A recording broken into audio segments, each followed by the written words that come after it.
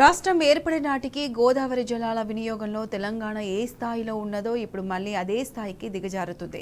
ఉమ్మడి రాష్ట్రంలో ఎగువ నుంచి శ్రీరామ్ సాగర్కు వరద వస్తే తప్ప ఆయకట్టు రైతులు బతికి బట్టకట్టలేని పరిస్థితులు ఉండేవి.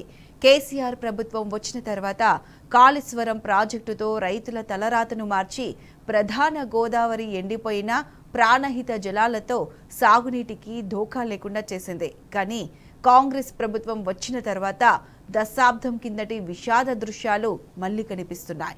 నీటి కోసం రైతులు మళ్లీ మొగులు దిక్కు చూసే దుస్థితి వచ్చింది.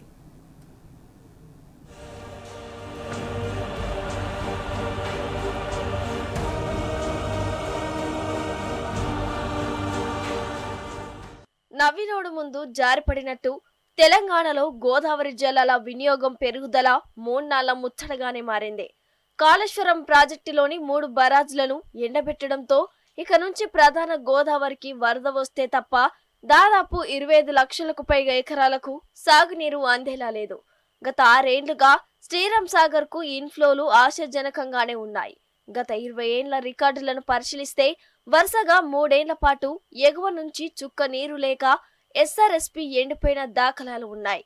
గత యాసంగిలోనే ఎస్ఆర్ఎస్పీ ఆయకట్టు పరిధిలో సాగునీటి కోసం రైతులు అల్లాడిపోవడంతో అంతకుముందు ఏడాదితో పోలిస్తే సాగు విస్తీర్ణంతో పాటు దిగుబడి సైతం పడిపోయినట్లు గణాంకాలు చెబుతున్నాయి.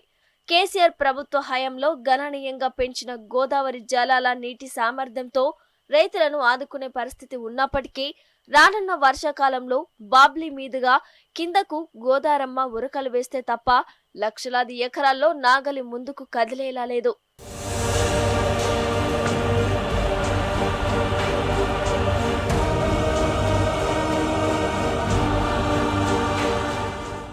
ఇప్పటికీ కాంగ్రెస్ నేతలు ఘనంగా చెప్పుకుంటున్న శ్రీరామ్ సాగర్ ప్రాజెక్టు నిర్మాణ పనులకు 1963లో శంకుస్థాపన చేస్తే 1984లో క్రస్ట్ గేట్లను ఏర్పాటు చేశారు.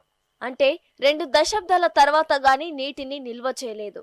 ఆ తర్వాత 1994లో Andhra Pradesh engineering research laboratories hydrographic survey చేయగా ఎస్ఆర్ఎస్పీ నిల్వ సామర్థ్యం 112 టీఎంసీల నుంచి 90.30 టీఎంసీలకు పడిపోయింది.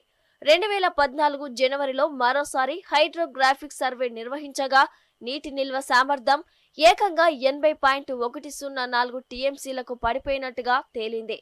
ప్రాజెక్టు వాస్తవ నీటి నిల్వ సామర్థ్యం కంటే 31.912 టీఎంసీలు తగ్గింది. ఇప్పటికీ నీటిపారుదల శాఖ అధికారులు శ్రీరామ్ సాగర్ నిల్వ సామర్థ్యాన్ని 90 టీఎంసీలుగా రికార్డుల్లో చూపుతున్న వాస్తవ సామర్థ్యం 80.104 టీఎంసీలేనని సర్వేలు చెబుతున్నాయి.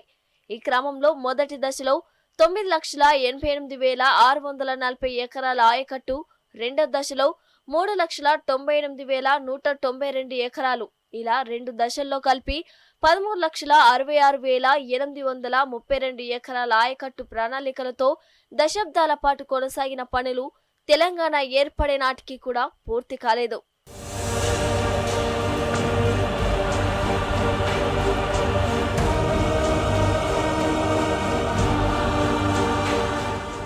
కేసీఆర్ ప్రభుత్వ హయాంలో ఒకవైపు కాళేశ్వరం ఎత్తిపోతల పథకాన్ని చేపట్టడంతో పాటు ఎస్ఆర్ఎస్పీ ప్రాజెక్టులోని పెండింగ్ పనులన్నీ పూర్తి చేశారు. కాకతీయ కాలువ సామర్థ్యం 8,000 క్యూసెక్కీలకు పునరుద్ధరించారు. 2019లో కాళేశ్వరం ప్రాజెక్టు అందుబాటులోకి వచ్చిన తర్వాత ఎస్ఆర్ఎస్సీ జలాలను కేవలం సరస్వతి, లక్ష్మీ కెనాల్, ఎల్ఎండి ఎగువన ఉన్న ఆయకట్టుకు మాత్రమే పరిమితం చేశారు. ఎల్ఎండి దిగువన ఉన్న ఆయకట్టు మొత్తానికి దాదాపుగా కాళేశ్వరం నుంచి ఎత్తిపోసిన జలాలనే తరలిస్తూ వచ్చారు. ఒకవైపు హైదరాబాద్ తాగునీటి అవసరాలకు, మిషన్ భగీరథ పథకాలకు మండు వేసవిలోనూ నీటి లభ్యత ఉంచడంతో పాటు ఎండాకాలంలో కూడా ప్రతి గ్రామంలోని చెరువులు జలకలతో కలకలలాడేలా ఎప్పటికప్పుడు కాళేశ్వరం నుంచి నీటిని ఎత్తిపోశారు.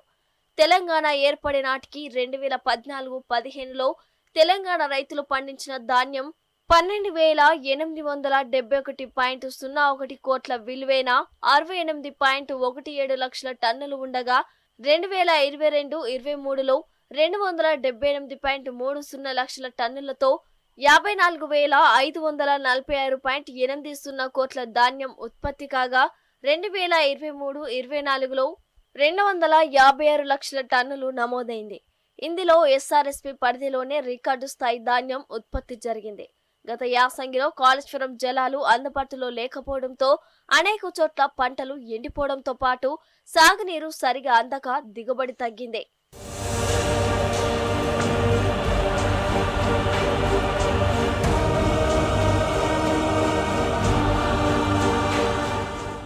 ప్రస్తుతం గోదావరి బేసిన్లోని ఎస్ఆర్ఎస్పీ మొదలు ఎల్లంపల్లి, మిడ్మానేరు, ఎల్ఎండితో పాటు అన్నపూర్ణ, రంగనాయక సాగర్, అనంత సాగర్ జలాశయాల్లో ఉన్న నీటి నిల్వలు క్షేత్రస్థాయిలో పండిస్తున్న పంటలకు కావలసిన సాగునీటి పరిమాణానికి పొంతనలేదు. ఎక్కడా చెరువుల్లో జలకళ లేదు. వీటికి తోడు రానున్న వేసవిలో హైదరాబాద్ పాటు గ్రామాల తాగునీటి అవసరాలను కూడా పరిగణలోనికి తీసుకోవాలి. కాళేశ్వరం బరాజులను ఎండబెట్టడంతో రానున్న వర్షాకాలం వరకు అదనంగా చుక్క నీరు కూడా అందదు. దీంతో గత యాసంగిలోని కష్టాలు మళ్లీ మొదలు కానున్నాయని ఇంజనీర్లు చెబుతున్నారు. వీటన్నిటికి మించి వచ్చే వర్షాకాలంలో వర్షాలు ఆలస్యమైతే జలాశయాల్లో నీటి నిల్వ ఉండే పరిస్థితులు లేనందున పంట సీజన్ కూడా ఆలస్యమయ్యే ప్రమాదం పొంచి ఉందని నిపుణులు హెచ్చరిస్తున్నారు.